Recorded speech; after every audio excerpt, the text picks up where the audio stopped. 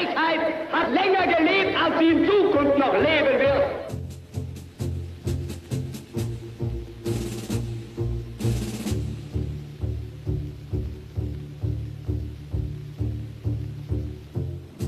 Seit 5:45 Uhr wird jetzt zurückgeschossen. Und von jetzt ab wird Bombe mit Bombe vergolten.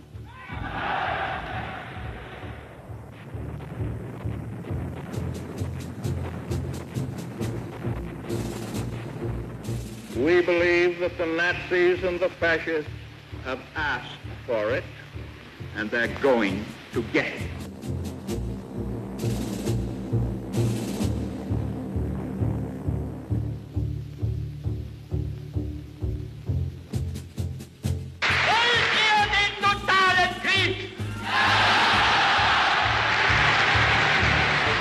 Slovenská televízia uvádza nemecký dokumentárny film Hitlerovi americkí obchodní partneri.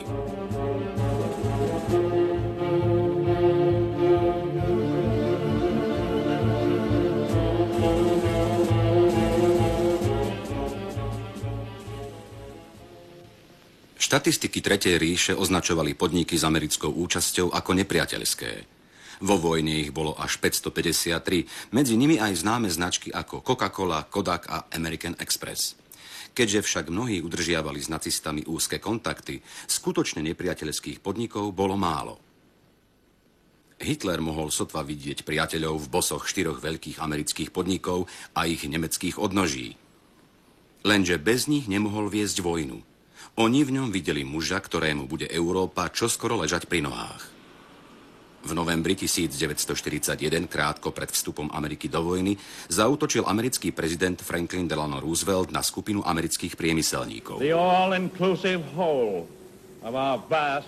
Rozvoju našej veľkej priemyselnej výroby nesmie zabrániť egoistické správanie sa nejakej malej, ale nebezpečnej skupiny manažérov, ktorá chce výnimočne profitovať a bez zábran sa venuje svojmu biznisu. Or for business as usual.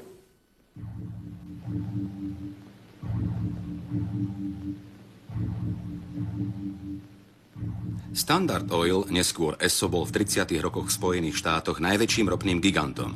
Tento koncern sledoval svetový obchod bez ohľadu na vlády a národy. Jeho cieľom bolo rozširovanie monopolov. Standard Oil bol súčasťou Rockefellerovho impéria, ktoré malo svoje centrum v newyorskom rakodrape. O správaní sa šéfa Waltera Teagla sa hovorilo ako o imperátorskom. No Teagle narazil na iného obra, ktorý sa tiež snažil o ovládnutie sveta, na firmu IG Farben. V nemeckom Chemie Riesen siahol pomoci Hermann Schmitz. Najprv bol pre Standard Oil konkurentom. IG Farben vyvinul spôsob výroby syntetického benzínu. Kto vlastnil túto technológiu, bol pánom svetového trhu. Keďže to vyvolávalo obavy aj u Standard Oil, rýchlo podpísali s IG Farben dohodu. Nemci potrebovali know-how od Standard Oil na výrobu syntetickej pohonnej hmoty a Hitler chcel vojnu. Potrebuje syntetický benzín zo strategických dôvodov, nech to stojí čokoľvek. Vo vojne by mu rýchlo pritiahli kohútik s ropou. Veď v roku 1938 musí Nemecko dovážať až 80% svojich ropných olejov. Uvažovalo sa o stavbe ropovodu a o zriadení tankerového lodstva. Všetky tieto plány boli zamietnuté, pretože Hitler mal vlastnú predstavu o sebestačnosti Nemecka. Kolesá Hitlerových vojenských strojov potrebujú aj veľké množstvo pneumatík. Na nákup syntetického kaučuku by minul už aj tak slabú zásobu devíz a v prípade vojny by ho sotva vedel zabezpečiť potrebné množstvo. Aj tu pomôže priekopník v chémii IG Farben, ktorý vyvinul bunu, syntetickú gumu z vápnika a uhlia. Okrem Hitlera existuje ešte druhý záujemca o patenty, Standard Oil. Koncern cíti lukratívny trh, ktorý chce ovládnuť pri najmenšom v Spojených štátoch. Standard Oil nie je veľmi znepokojený z toho, že Göring má na mysli iné využitie pre nemecký benzín a gumu. Vedeli sme, že nemáme nejaké pohonné hmoty, preto sme postavili fabriky, aby nám ich vyrábali. Vedeli sme, že nedostaneme kaučuk, preto sme postavili fabriky tam, kde si iní mysleli, že majú monopol. Nemecká veda rozbila tieto monopoly a dnes sme my vlastníkmi všetkých prostriedkov, ktoré potrebujeme na to, aby sme porazili protivníka. Ale na jeden prostriedok Göringové vojenské letectvo zabudlo. Na prídavnú zmes olovo tetraetyl. Bez tejto prídavnej zmesi do benzínu nemôžu Göringové vysokotlaké letecké motory vzlietnúť. A Hitler predsa potreboval pre nastávajúce dobitie východu schopné letecké vojsko. Göring prosí šéfa IG Farben, aby zaklopal na dvere amerických priateľov. Standard Oil je svetoznámy výrobca tejto prísady do paliva. Šéf firmy Walter Teagle v New Yorku a šéf IG Farben Hermann Schmitz v Berlíne spolu dohodli už dávno predtým výstavbu 2 fabrík na jej výrobu v Nemecku. No v júli v roku 1938 výroba stále nestačí pokryť požiadavky. Pomohla ale priama dodávka zo zahraničia. Dcérská spoločnosť Standard Oil v Londýne dodala nacistom olovenú prímes v hodnote $20 miliónov, a to aj napriek bezprostrednému nebezpečenstvu vojny.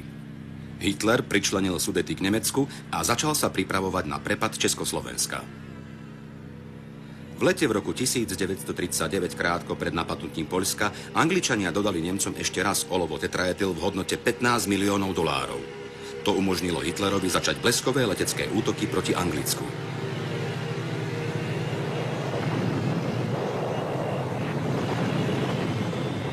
Vojna zvyšovala Hitlerovú závislosť od ropy. Syntetická výroba pokrýva v Nemecku len polovicu spotreby. Opäť je odkázaný na amerických priateľov. Spoločnosti Standard Oil patrí skoro polovica podielov rumunských ropných polí v Ploesti. Toto sú najdôležitejšie zdroje ropy pre Nemecko. Nedôverčivý Hitler zatláča Rumunov. V ropnej spoločnosti Romano Americana, v ktorej majú účasť, nemôžu veľa hovoriť a majú ponechať ochranu nad ropnými poliami vojenskému letectvu. Hitler potrebuje stále viac ropy. Ako vyplýva z korešpondencie, ktorá je uložená vo vojenskom archíve vo Freiburgu, nacisti potrebovali bezpodmienečne ropný produkt Breitstock a nikto okrem Spojených štátov im ho nemohol dať. A pravidelný prísun produktu bol pre vojnu dôležitý. V skutočnosti ešte počas vojny prišla dodávka Breitstocku z USA v množstve, ktoré bolo postačujúce na celé obdobie vojny. Breitstock je vysokohodnotný ropný produkt, ktorý sa používa napríklad do tankových motorov. Tretia ríša potrebovala stále benzín a naftu zo Spojených štátov. Lode amerických priateľov uskladňovali v Karibiku len ropu. Cisternové lode sa plavili väčšinou pod panamskou vlajkou. V Atlantiku striehli britské vojnové lode, ktoré sa pokúšali blokádou na mori torpédovať prísun ropy Hitlerovi. Zdá sa mi, že námorné lodstvo je výnimočným prípadom.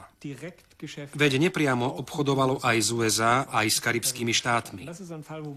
To je prípad, kde môžeme dokázať priame obchody. Nie formou faktúr, ale formou písomných záznamov, ktoré celkom jasne potvrdzujú, že ide o poprepletané kšefty. Vieme aj to, že išlo o nemecko-americké obchody, ktoré sú platené obrovskými devízami. Vieme, že ceny počas vojny stúpali, čo bolo odsúhlasené na najvyšších miestach. Za kvalitnú naftovú surovinu môže požadovať najvyšší veliteľ námorných síl až $500,000. Hitler plánuje ovládnuť Atlantik aj ponorkami. Pri dodávkach nafty sa môže spoľahnúť na svojich amerických priateľov. Okrem Standard Oil je to predovšetkým Texaco. Hitlerov priateľ Thorkild Rieber, Američan norského pôvodu, udržuje vzťahy aj s nemeckou tajnou službou, ktorá mu sprostredkuje tie najlepšie hodnotenia. Je označovaný ako pronemecký a zaraďuje sa medzi čestných obdivovateľov Hitlera.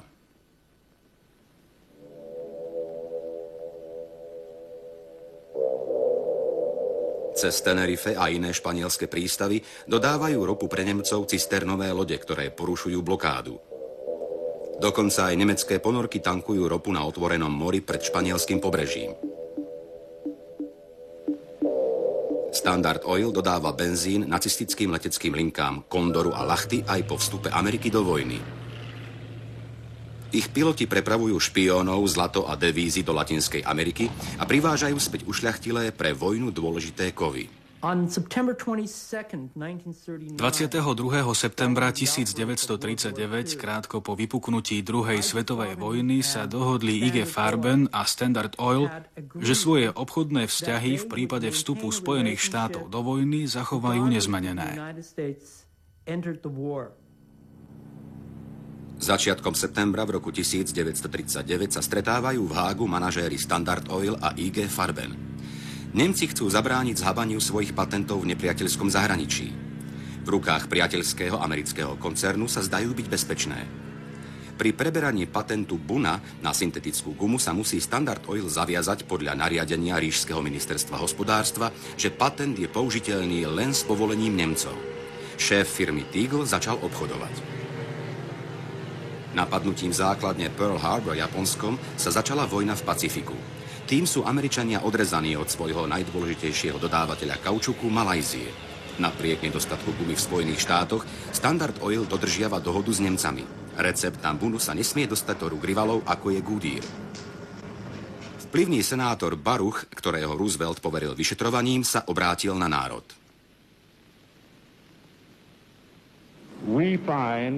Sme toho názoru, že súčasná kríza s gumou môže byť až tak nebezpečná, že sa táto krajina bez rýchlych opatrení dostane do vojenského a spoločenského kolapsu. Súčasne museli v krajine s prebytkom ropy začať hospodárnejšie narábať s benzínom. Mnoho Američanov a aj poslanci v kongrese robia za to zodpovedné ropné spoločnosti, ktoré naďalej dodávajú ropu nacistom a zadržiavajú patenty na kaučuk. Pod tlakom verejnosti nariaďuje senátor Harry Truman, neskorší prezident, vyšetrovanie obranej pozície Spojených štátov. Podporuje ho Thurman Arnold, kartelový špecialista na ministerstve justície. Standard Oil a jeho vplyvní šéfovia, medzi nimi Teagle, boli Arnoldovi už dlho trňom v oku.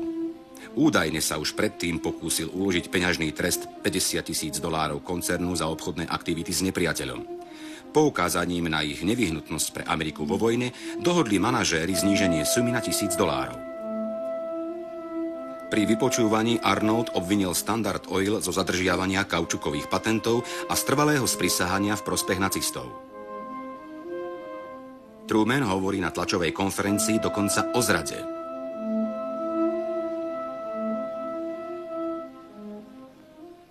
Uznesením kongresu sú patenty na bunu pre Ameriku uvoľnené. Mocného Teagla to zlomilo a sťahuje sa z vedenia firmy.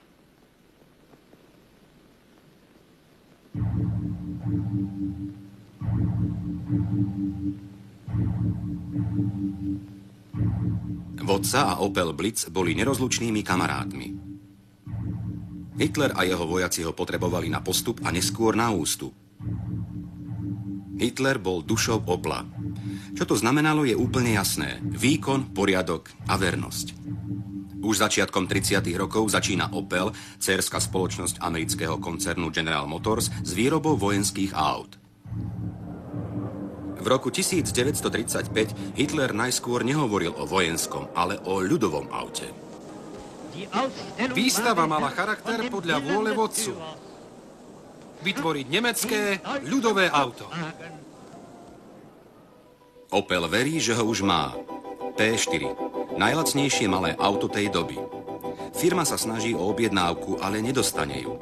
Hitler chce auto použiteľné aj vojensky a zároveň musí byť lacné. Vojenský poľný Jeep sa stáva najviac rozšíreným modelom Volkswagenu. Opel môže aj napriek tomu vyrobiť svoje ľudové auto, Blitz. Už v roku 1935 sa stavia fabrika na nákladné autá v Brandenburgu podľa dohody s Wehrmachtom. Manažment Opla v tom čase tvorili aj Američania, ktorí rýchlo vycítia obrovský obchod, ktorí ponúkajú vojenské objednávky. Fabrika, postavená podľa amerických nových stavebných metód, je najmodernejším závodom v Európe. Každý deň zíde z pásu 120 nákladných aut. Opel Blitz bol počas vojny oporou Wehrmachtu.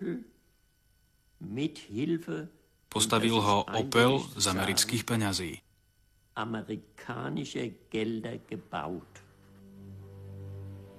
Bez Blicu by Hitler nikdy neprišiel až po Viedeň. Pripojením Rakúska zostalo bokom množstvo nákladných aut iných fabrík. Cez noc pripravili stovky Blitz Oplov v blízkom Bavorsku, aby mohli uskutočniť vstup do hlavného mesta Rakúska. Hitler je vďačný. Osobne navštívi závod v Brandenburgu a objedná ďalších 2000 Oplov Blitz.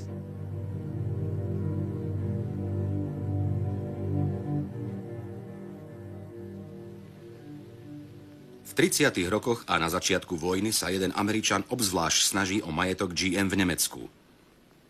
Bol to James Mooney, viceprezident podniku. Za svoje zásluhy o rozvoj Opla ako hlavného zbrojárskeho závodu dostane od Hitlera v roku 1938 vyznamenanie Rád Orla, najvyššie ocenenie pre cudzincov. Opel Blitz obstojí vo svojich skúškach ohňom tam, kde je nasadený. Pri dobývaní východu, pripojení Sudet a prepade Československa, ale aj pri bleskových vojenských výpravách na západe. V roku 1940 v priebehu niekoľkých týždňov je porazené Holandsko, Belgicko a Francúzsko.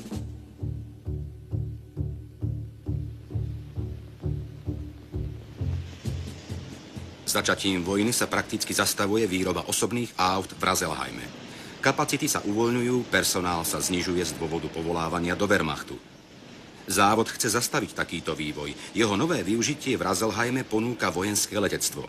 Opel vyrába časti trupu a motory pre Ju-88, Hitlerové najdôležitejšie bombardéry. Grundsätzlich war schon wenige Tage nach Už niekoľko dní po začatí vojny uzatvorili úzkú dohodu medzi vojenským letectvom a závodom v Rüsselheime. Zwischen der Luftwaffe und dem Rüsselsheimer Werk, das ist Podporilo ju aj stretnutie viceprezidenta Mooneyho, ktorý si s vedením NS nielen dopisoval, ale bol v tom čase aj osobne v Berlíne. Mit der NS-Führung, sondern zu der Zeit auch in Berlin anwesend war, hier nach Rüsselsheim Prišiel sem do Rüsselheimu a nakoniec sa stretol aj s Göringom. Göring auch zusammengetroffen ist. V rozhovore s Göringom Mooney vyjadruje určité pochopenie pre politiku nacistov. Aj on si myslí, že Nemecko bolo tvrdo postihnuté zo strany Anglická a Francúzska. Göring dodáva Mooneymu odvahu, aby robil sprostredkovateľa medzi vodcami vojny. Mooney sa obráti na prezidenta Roosevelta. Ten s tým súhlasí.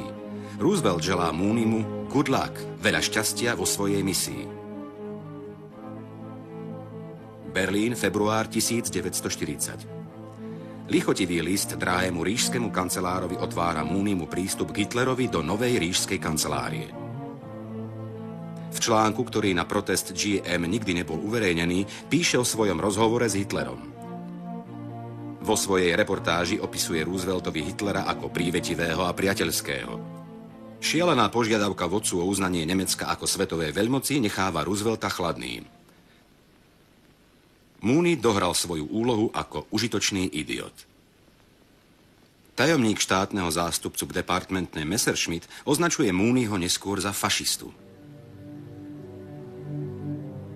Pozoruhodná epizóda o Mooneyho nacistickom priateľovi nemala žiadny vplyv na chod dejín. Opel ďalej vyrábal vojenské autá. Len vo vojnových rokoch to predstavovalo okolo 100 000 vozidiel, pretože pri vysokých stratách v bojoch stále chýbali. Generál von Schell, Hitlerom poverený dohľadom nad nákladnými autami, potvrdzuje Oplu v roku 1941, že bez tejto firmy by nebolo možné viesť vojnu. Letecký útok na Anglicko bol medzičasom neúspešný. Ani komponenty pre Ju-88 nemohol Opel tak rýchlo vyrobiť, ako si vyžadovala situácia. V strane a na ministerstvách to vzbudzuje závisť a zhoršovanie vzájomnej priazne. V roku 1941 GM odmieta ponuku predať Opel a stiahnuť sa z Nemecka. V liste ríšskému komisárovi pre majetok nepriateľa GM oznamuje, že sa práve začala stotožňovať s celkovým osudom Nemecka. Za tým je však skrytá finančná špekulácia.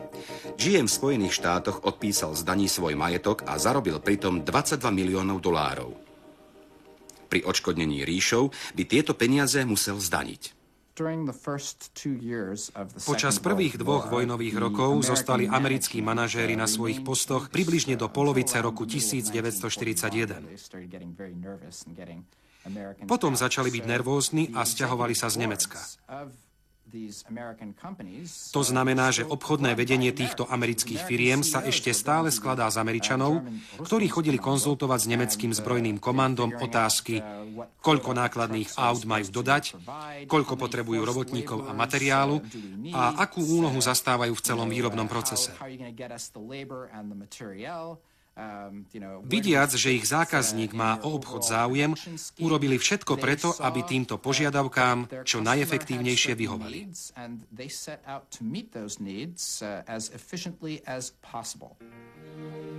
Medzičasom GM zarába obrovské peniaze na americkom zbrojení, ktoré organizuje Mooney. Ako záložný dôstojník sa cíti byť patriotom. Riadi sa obchodnou filozofiou, že medzinárodný podnik činný na celom svete by mal svoje aktivity realizovať podľa prísnych ekonomických pravidiel, bez ohľadu na politické názory krajiny, v ktorej pôsobí. Nie sme zariadenie sociálnej starostlivosti. Pracujeme pre profit našich akcionárov.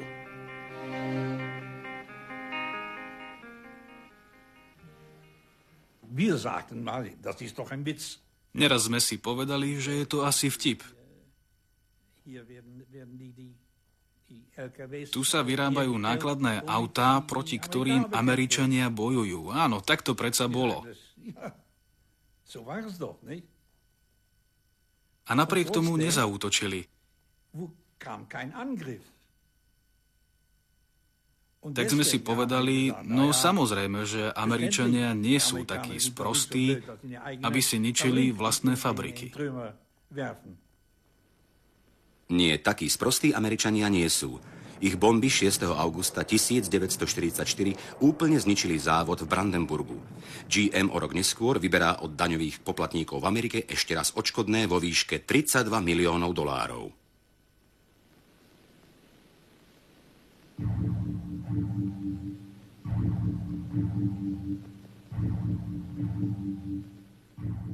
V roku 1921 vyšla v nemeckom preklade kniha Henryho Forda Medzinárodný žid.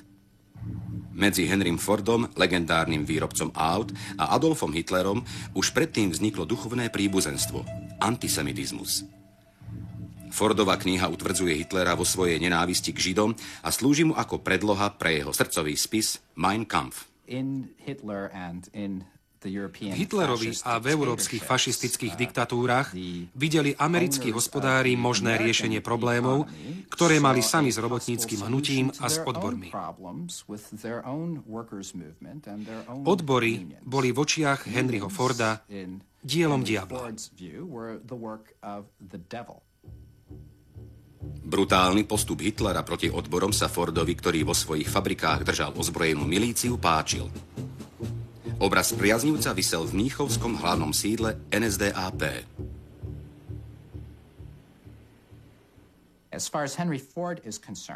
Henry Ford bol vtedy pre Hitlera oveľa viac ako len inšpirácia. Henry Ford bol pre masovú výrobu ako boh, alebo skôr ako pápež. Tisíce ľudí mu denne písalo: vy ste najväčší hrdina. Zaviedli ste systém výroby, ktorý urobil Ameriku veľkou. Fordizmus bol ideológiou silnej nemeckej priemyselnej triedy.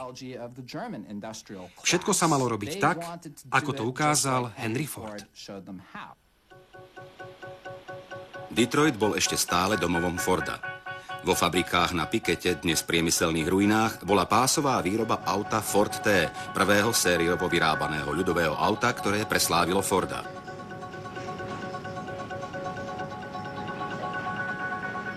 Kolín 1930. Henry Ford osobne kladie základný kameň pre vlastný závod v Nemecku. Obchody spočiatku neprebiehajú úspešne. Fordové autá sú príliš drahé a stretávajú sa s odmietaním mnohých Nemcov, pretože ide o zahraničný produkt. Keď si dnes kúpi bežný nemecký občan zahraničné auto, nemôže poukázať na to, že by ho bola presvedčila lepšia kvalita. Zahraničné automobily už viac neporazia naše nemecké autá. Fordové závody sú v ranných 30. rokoch vyťažené len čiastočne. V Kolíne a Detroite, kde prebral vedenie Henryho syn Edsel, hľadajú nové východisko. V dôvernom dokumente Edselovi píšu z Kolína o tom, že v Nemecku sa rozvíja vojenské hospodárstvo a stále dôležitejšie začínajú byť objednávky vlády. Američania s tým nemajú problémy. Predávajú svoj osemvalec ako pohon pre vojenské poľné autá. Fordové závody sa začali prispôsobovať. Detroit sa tiež pridáva k ďalšiemu ústupku. Zahraniční výrobcovia aut už viac nedostanú kaučuk na výrobu pneumatík, ani žiadne devízy na dovoz. Musia si gumy zaobstarať výmenou cestou a 25% z toho odviesť na zbrojárske účely. Kamarát podniku Hitler je vďačný. Konečne môžu nosiť Fordové autá z Kolína, pečať kvality, nemecký výrobok.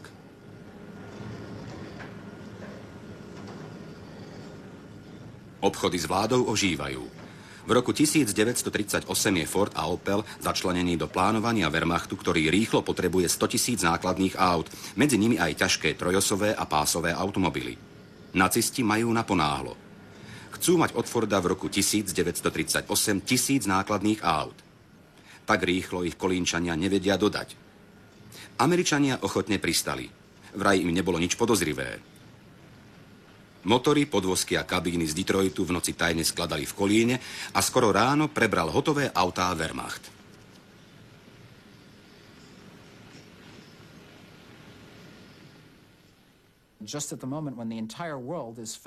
Práve v tom čase, keď sa celý svet pozerá na nacistov, ako vydierajú Československo a útočia na Sudety, prichádza Wehrmacht do Fordu s požiadavkou na 1000 nákladných aut.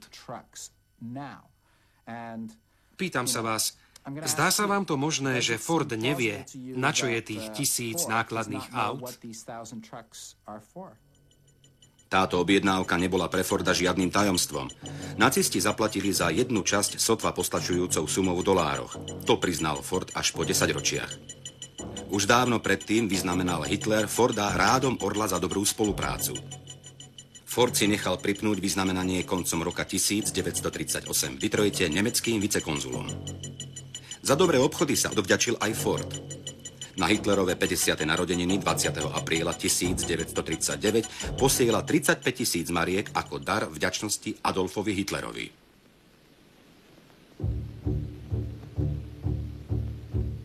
V prvých vojnových rokoch stúpa výroba nákladných aut obrovským tempom. Že by Henry Ford proti tomu protestoval, nie je známe.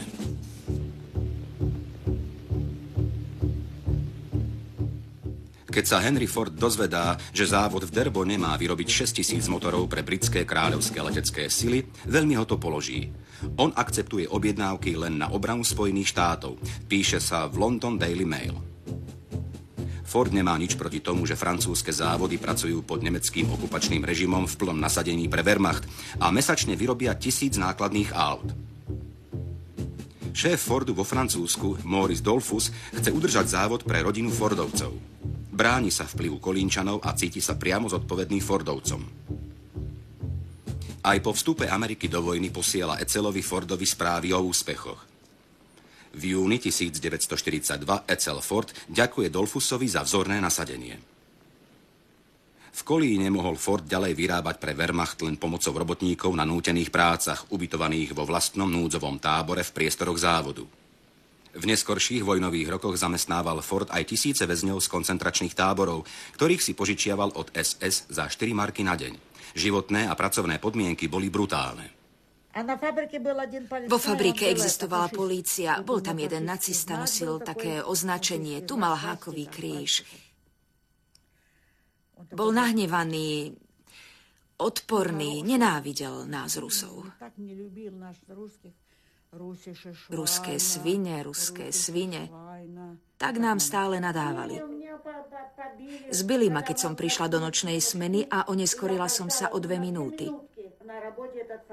Tento nacista strčil moju priateľku počas práce zo železných schodov a zostala v bezvedomí.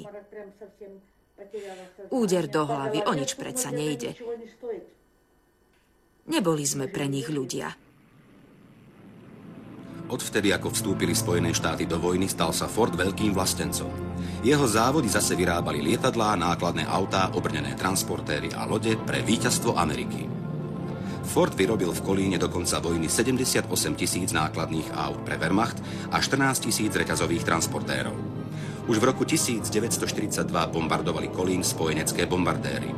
No Fordov závod bol až do konca roka 1944 uchránený pred bombami. Vo vojne bol len málo poškodený. V roku 1965 požaduje Ford od amerického vládneho výboru vojnové odškodnenie vo výške $7 miliónov.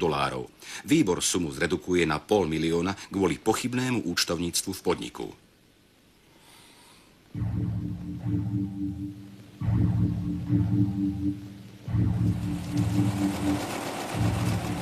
Predchodcu dnešných počítačov vyrobil tiež IBM, ktorý v Nemecku vlastní koncern Deutsche Hollerith Maschinen AG Dehomag.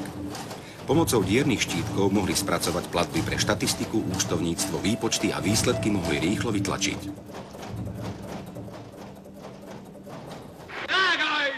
Pýtam sa vás, ste rozhodnutí nasledovať vodcu v boji za víťazstvo v dobrom i zlom, aj po naložení toho najväčšieho osobného bremena? Medzi poslucháčmi Goebbelsa aplaudoval obzvlášť nadšený Albert Speer. Všetkými možnými prostriedkami sa mal priblížiť k víťazstvu, ktoré sa vzdiaľovalo. Minister pre zbrojárstvo, vymenovaný Hitlerom vo februári v roku 1942 po prehratom leteckom útoku na Anglicko a po prvej tvrdej vojnovej zime v Rusku. V krátkom čase zdvojnásobil a neskôr dokonca strojnásobil zbrojárskú výrobu. Speer založil počítačové spravodajstvo. Nesľuboval si veľa od byrokracie, ale o to viac čakal od počítačovej organizácie. MB bol kontrolným a riadiacím aparátom v priemysle nad zbrojnými silami a úradmi, ktorý mohol fungovať len pomocou Holleritových prístrojov. MB umožňoval Speerovi získať každý mesiac prehľad o stave v hospodárstve a ihneď naň reagovať. Bola to jeho riadiaca zbraň. Mesačná rýchla správa o vojnovej výrobe zhotovená diernými štítkami bola tajnou ríšskou záležitosťou a vydávaná v 12 exemplároch. V tejto správe bolo všetko potrebné. Požiadavky ozbrojených síl, stav zbrojárskej výroby, spotreba a zásoba surovín, energetické zásoby, počet existujúcich alebo potrebných pracovných síl, vrátane nútených robotníkov a ich pôvod.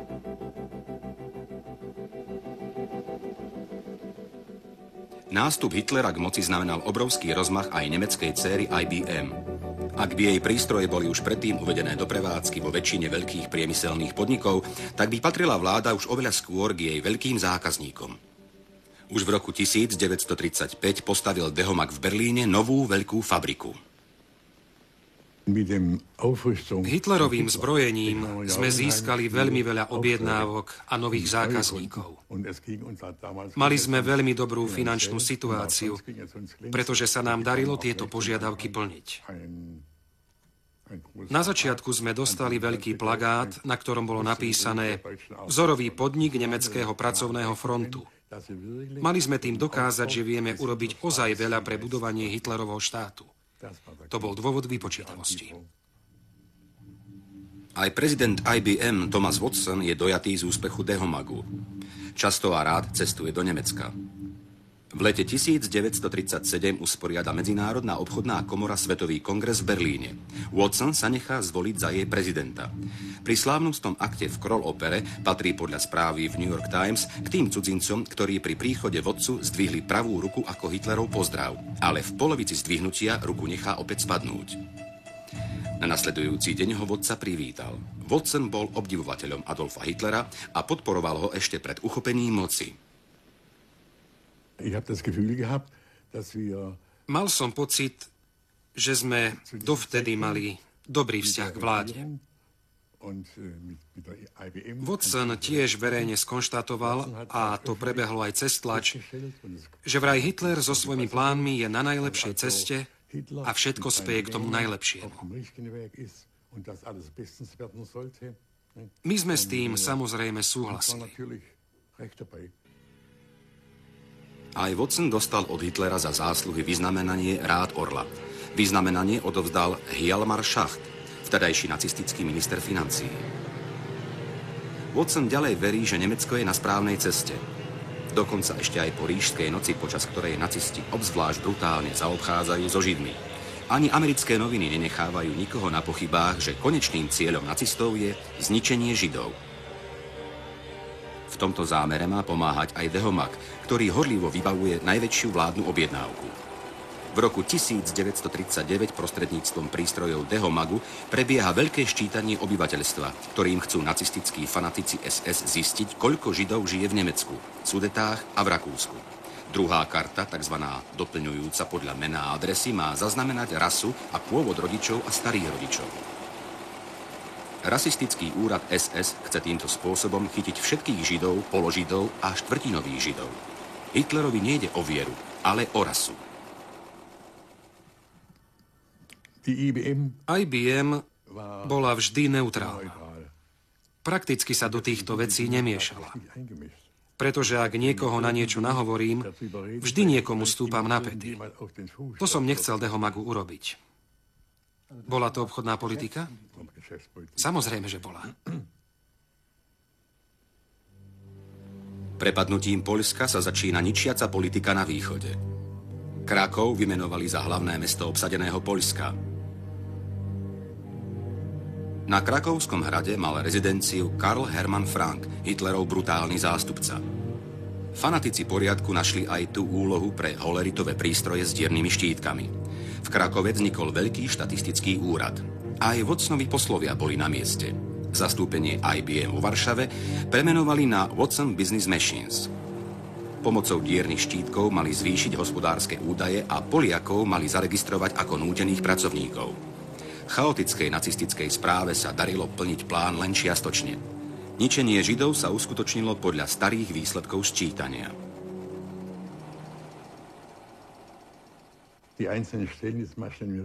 Na jednotlivých miestach spravodajského systému v Poľsku, Rakúsku, Francúzsku a tak ďalej boli nasadení ľudia IBM. Teda naši ľudia, ktorí tam boli umiestnení preto, aby spolupracovali s nacistami. Rok 1946. Nedostatok robotníkov brzdí vojnovú výrobu. Minister Šper chce zmobilizovať posledné rezervy. Teraz majú byť cielene zaregistrovaní podľa povolania a rozdelení v ríši na pracovné miesta aj väzni koncentračných táborov. V táboroch preto vznikajú registračné miesta s holeritovými diernymi štítkami.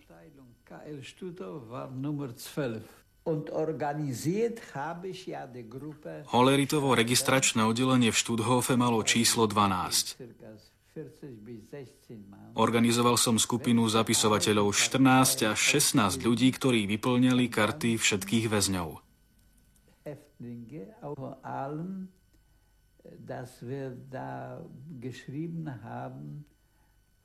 Dôležité bolo, aby sme uviedli hlavne povolanie, ktoré bolo potrebné pre výrobu.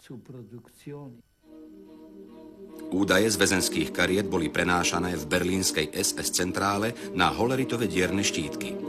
Každý koncentračný tábor mal číselný kód, ktorý bol súčasťou väzenského čísla. Podľa odhadov zaevidovali približne 1 000 000 väzňov ako nútených robotníkov. Väčšia časť väzenských kariet bola zničená. Okolo 140 000 ich je ešte uskladnených v Bundesarchíve v Berlíne. Ako dlho bol Holeritov systém nasadený do ničiacich táborov, nie je známe. IG Farben nariadil Holeritov systém pre svoju fabriku v ničiacom tábore v Auschwitz. Vzhľadom na pribúdajúce správy o nacistických zločinoch, Watson vrátil v lete roku 1940 Hitlerovi vyznamenanie. Jeho dobré meno v Amerike je pre neho oveľa dôležitejšie ako nenávistné, prázdne rečnenie národného pozorovateľa. Zdá sa, že sa Watson dostal do nemilosti. To využije jeho nemecký partner Wilhelm Heidegger, ktorý vlastnil s 2 inými spoločníkmi 15% podniku, aby Američanov dostal do úzadia. Heidegger potom povedal Američanom, že sa to nejako kazí. Nejde to dobre. Našimi prístrojmi kontrolovali prakticky celé nemecké hospodárstvo. Mali sme prehľad o všetkom, o účtovníctve, o pozadí všetkého a to strana nemohla trpieť. Skôr alebo neskôr nám hrozilo zoštátnenie. Pre spravodajstvo a pre vodcu SS Edmunda Wiesenmayera, dlhoročného poradcu Hitlera, nebol pohľad všade prítomného dehomagu IBM neznámy. Podľa motta právo je to, čo nemeckému ľudu slúži na prospech, sa Wiesenmayer vyslovil za zoštátnenie. Tak rýchlo sa ale Watson nevzdáva. V roku 1940 poslal svojho dôverníka do Berlína, kde nielenže vyjednával so šéfom dehomagu Heidingerom, ale odvážne aj s Wiesenmayerom. O záveroch poslal zašifrovanú správu cez americké veľvyslanectvo do New Yorku. Wiesenmayer bol v priebehu rokovania zmierlivý. Nacisti potrebujú IBM pre svoju zbrojárskú mašinériu. Namiesto zoštátnenia sa má IBM uspokojiť s menšinou akcií. Celkom v zmysle Watsona. Odmietol to ale vyjednávať s odôvodnením. Ak Nemci vyhrajú vojnu, Európa je nám otvorená. A keď vojnu prehrajú, pôjde to ďalej ako doteraz. Po vstupe Ameriky do vojny sa nacisti zriekli vyvlastnenia a vymenovali dôverníka dehomagu ako poručníka. Watson sa môže tešiť. IBM zostáva týmto spôsobom do konca vojny vlastníctvom nemeckého dehomagu. Americkému justičnému ministerstvu je pozícia IBM v Nemecku na najvýš podozrivá. Referent ministerstva, ktorý sa zaoberá hospodárskym vedením vojny, Harold Carter, začína vydávať prehľad o aktivitách IBM v Nemecku a v Európe, takzvanú Carterovú reportáž z roku 1943. V anonymnej prílohe od frustrovaného pracovníka IBM v Európe sa označuje podnik ako medzinárodné monštrum, ktoré sa nachádza v jednej skupine s nacistami. Správa nemá pokračovanie.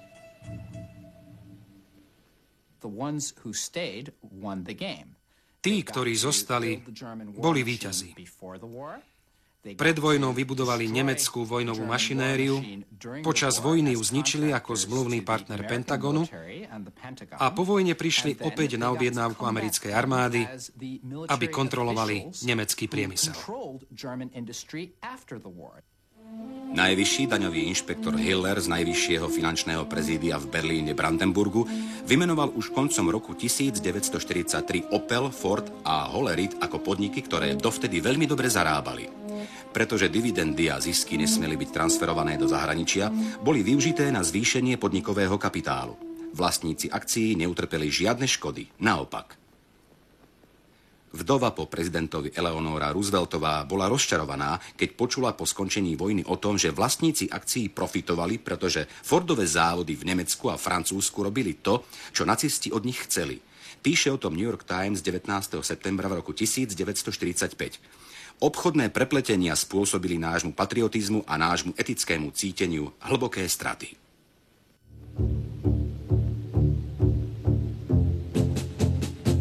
Na slovenskom znení spolupracovali Monika Menzlová, Michal Ďuriš, Radoslav Kuric, Jana Pielcová, Miroslav Lehocký a Ivan Kapec. Vyrobila Slovenská televízia 2005.